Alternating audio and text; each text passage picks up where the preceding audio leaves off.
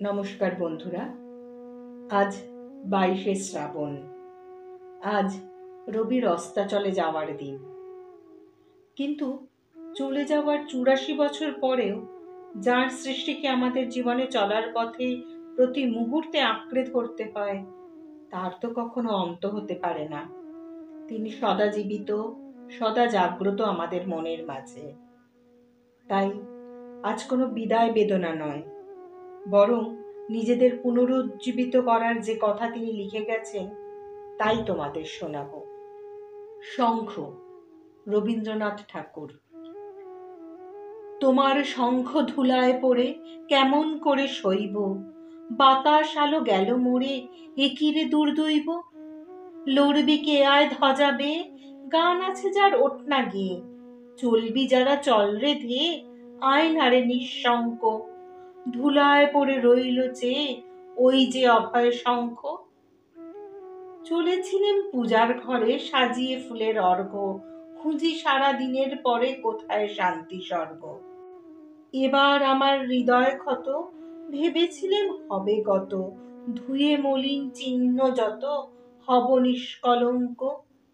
পথে দেখি ধুলায় নত তোমার মহাশঙ্খ। আরতি দ্বীপ এই কি জ্বালা, এই কি আমার সন্ধ্যা, গাঁথব রক্ত জবার মালা, হায় রজনীগন্ধা। ভেবেছিলেন যোঝাযুঝি মিটিয়ে পাবো বিরাম পুঁজি, চুকিয়ে দিয়ে ঋণের পুঁজি লব তোমার অঙ্ক। হেন কালে ডাকলো বুঝি নীরব তব শঙ্খ।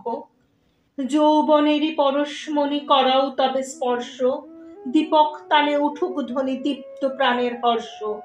নিশার বক্ষ বিদার করে উদ্বোধনে গগন ভরে, অন্ধ দিকে দিগন্তরে জাগাও না আতঙ্ক। দুই হাতে আজ তুলব ধরে তোমার জয় শঙ্খ। জানি জানি তন্দ্রা মম রইবে না আর চক্ষে, জানি শ্রাবণ ধারা সম বাণ বাজিবে বক্ষে। কেউ বা ছুটে আসবে পাশে, কাঁদবে বা কেউ দীর্ঘশ্বাসে, দুঃস্বপনে কাঁপবে ত্রাসে সুপ্তির পর্যঙ্ক। বাজবে যে আজ মহোল্লাসে তোমার মহাশঙ্খ।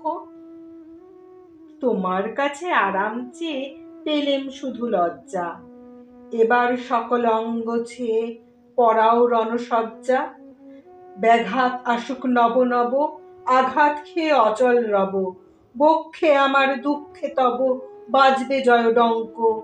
দেব সকল শক্তি, লব অভয় তব শঙ্খ।